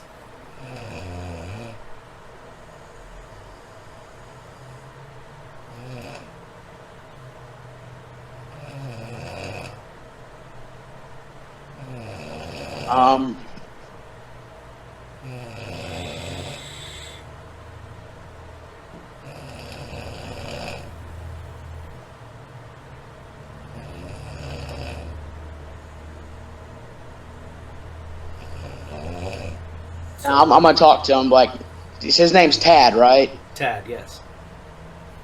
Mike, Tad, you know that crystal's not calling out to you. I've been following that thing the whole time I've been down here. What do you mean? I found this crystal. This crystal is mine. Not any Kyber crystal is going to do. You got to find the one that calls out to you, one that sways for you. Yeah. I found this crystal. It's my crystal. There's a lot of crystals in this cave, Tad. That's the one I've been following this whole time since I've been here. What would be the correct skill to talk to him about this on the sheet? Well, that depends. How are you wanting to present it? Are you trying to convince him in a friendly I'm trying to convince manner? him, yeah. In a friendly manner? Pretty much, I'm trying to convince him to sit down and just use his attunement to the Force to find the vibration of the crystal it's calling to him. And I will help him get there. But I'm trying to tell him that this crystal is calling out to me, and I've been looking in this whole cave, fighting monsters, helping the other two out, and pretty much hurting myself in the process.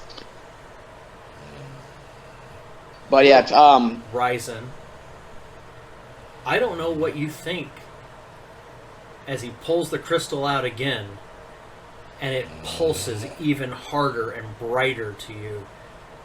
This is my crystal. I found this move crystal. object. I will take the trauma. I'm boom.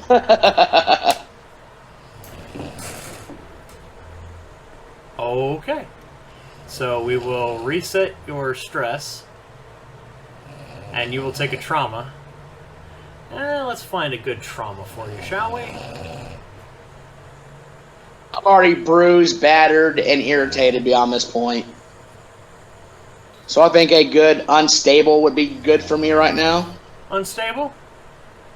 All right. Yeah. Unstable it is.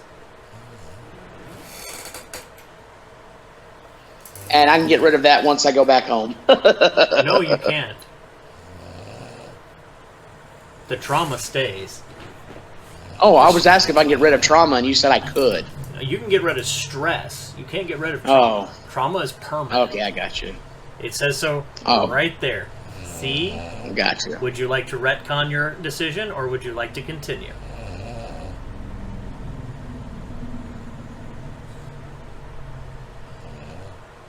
I'll reconsider my decision, because I was thinking that if I got a trauma, I could go get rid of that. Okay, that's what I thought you were saying earlier. No, you can get rid of stress by indulging in your vices. As I'm still trying to talk him out of it. I'm still trying to talk him out.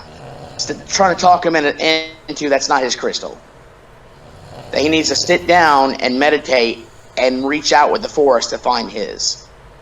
Well, because the way I'm trying to put it, the way it's glowing, is it shaking or vibrating? it is right? pulsing to you and flashing. As I try to explain to him that it's rejecting him. That's why it's doing that, as that's not his crystal. Well, you have really 3 options here, and well, you have 4 technically if you really want to, that I can just instantly see here. Beating the shit out of him, taking it. You have command, where you tell him that's what's happening.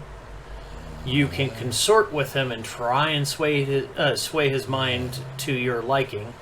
You can try and deceive him and delay him from leaving so you can do this. Or you can use scramble and try and essentially hurry up there before he tries to take off.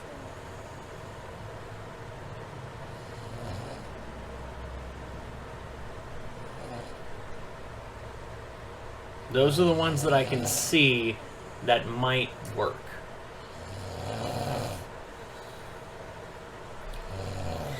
The only way he can pretty much get out of there is by 40 feet down or by coming back my way, right? Right.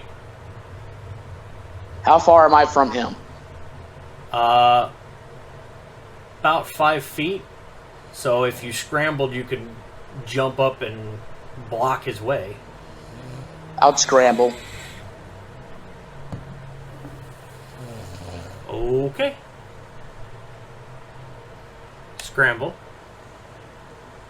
We will minimize this.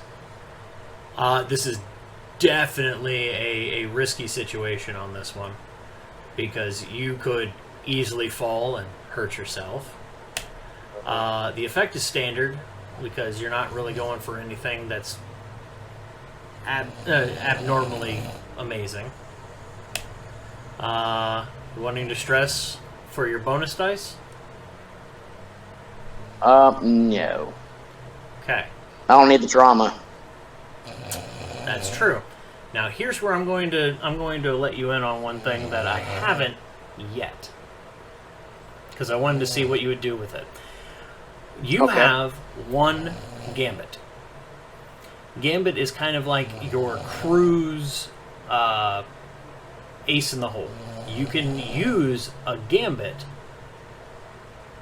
to gain a bonus die.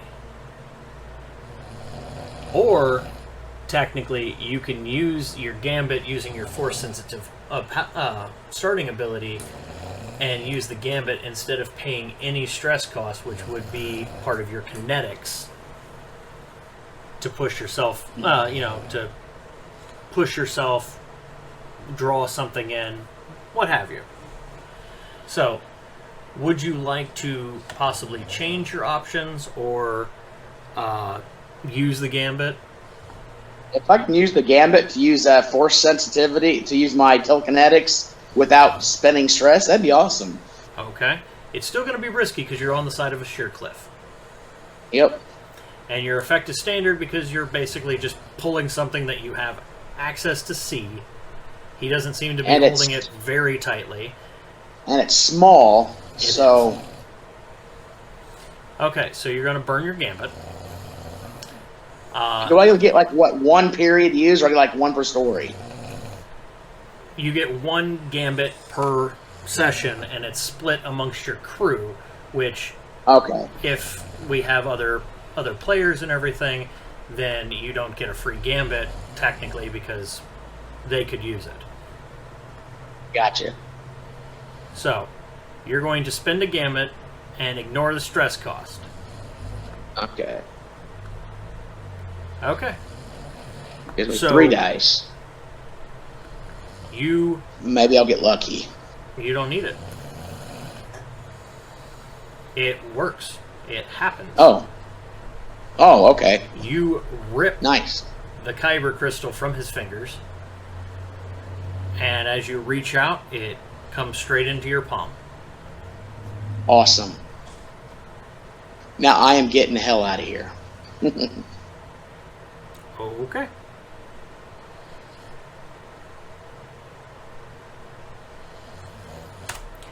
I got what I came for. I hurt. I'm tired. Sore. So I'm just hoping that we didn't miss the bus back. You scramble your way across back to the edge as he begins shouting at you in Rhodian, which you probably don't have a very good understanding of. But you're pretty sure he's cursing your name. That's fine. And you begin heading back towards the entrance to the cave. As you make it to the entrance of the cave, you see that you're going to have to lay on your belly and roll across that entrance because it is almost frozen over already. It has been hours since you started. Okay. Let's do this. Okay. You easily roll under it. And as you and Yim and Nodum stand outside, the sun starts to creep below the line of the skylight, and the ice forms back over. But there is no Tad with you.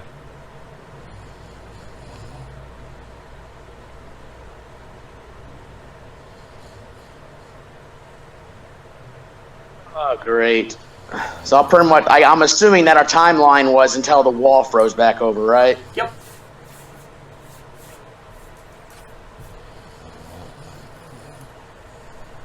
Alrighty then. Congratulations, you have a blue saber. Thank you.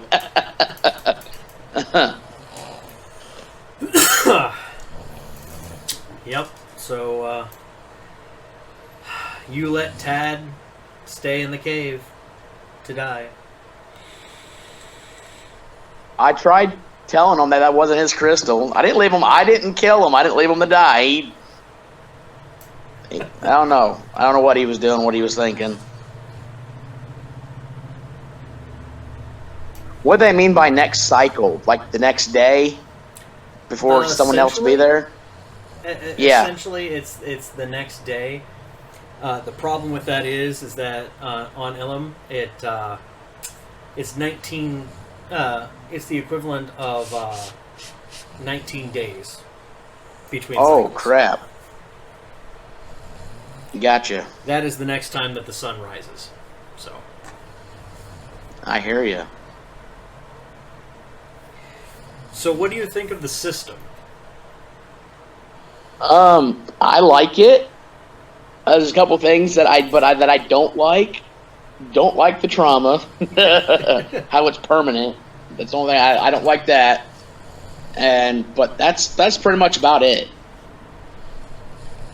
You can burn through stress real quickly. Yeah, I noticed that. The whole idea is, the way that it's set up is you have your job. And once you completed your job, then you go and you do your downtime, your recovery, your upkeep, your, whatever else.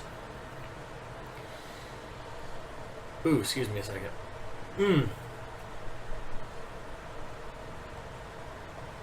Where exactly does he say this here? The way you were telling me the Kyber crystal is shining white, I'm like, I got me a white or silver crystal.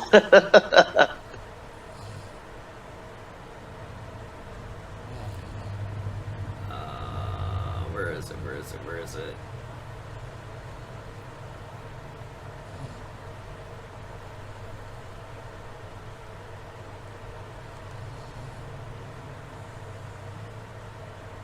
Okay, so the way that the thing goes, it's the score, the payoff, and then the downtime. And then you repeat the whole thing again. Gotcha.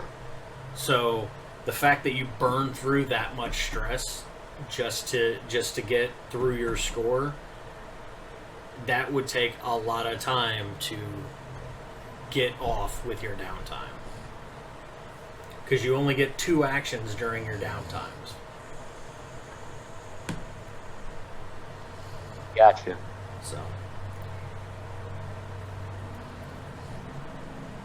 So what did you think of your mission there? I was getting frustrated in and out of character. I'm like, damn it. Oh man, I liked it. That was pretty fun though. I had different colored crystals for different things that you did throughout that, and the fact that you burn through immediately to get ahead of everybody else, you instantly lost one of the crystals because you were not patient. Which one was that? I'm not going to tell you. I'm not going to get mad. I don't care. I was just playing my character late. I literally erased them, so I didn't know exactly which ones were which. Oh. Save for the one that you wanted the most. Oh, the black one? Yep. Ah. I had it in there. Nice. But you would have had to save Tad. You would have had to have gone and gave him that crystal, and you would have found it somewhere else. Oh, gotcha. So yeah. Redo. No, I'm teasing.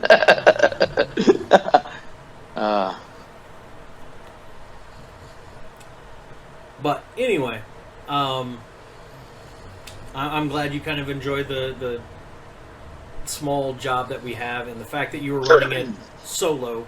You didn't have anybody else to help you. You couldn't rely on anybody else's skills, and the dice just were not your friends during this time. No, they weren't. I had a feeling you're going to have me run into every character, and I'm like, I'm going to have to do something for every character in here, or do something. Oh, man. Well, that was part of it. Up until, let's see, each one of them had a different crystal that you would have had accomplished, depending on what you did. Gotcha. And depending on how you interacted with each of the characters, each time would have dictated what crystal you were. You were almost gonna get a green crystal.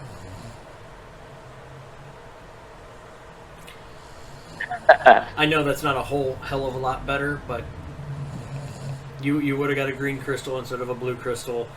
Had you not have taken the crystal from Tad and took off. So you got the helpfulness crystal because you tried to tried to help everybody. That's cool. Blue is my well, out of the standard, blue is my second favorite. It goes purple, blue, and then would be black. Those are my those would out of the standards, it'd be purple, blue, and then out of the unique crystals, it'd be black. And for my third choice.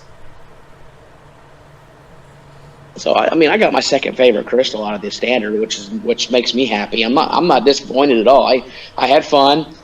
Tad, I wish I could help them in some way, but he seemed like he didn't want to help or get help. So I'm just like, all right, I'll take the crystal I've been looking for that I beat myself over trying to find, and I'm getting the hell out of Dodge. Yeah. The fact is that the crystal was testing you to see if you were going to take the crystal from him to find the better crystal, or if you were going to take the crystal that called to you like that. My mindset, I figured that was the crystal that was calling to me. I know. And I'm trying to pretty much, in my mindset was like, okay, we're being scrapped for time. Got to get back before I get left behind. I'm aware. Your patience and everything really dictated the way that you handled it. So, and the fact that you spent 5 hours down in an oubliette attacking a wall.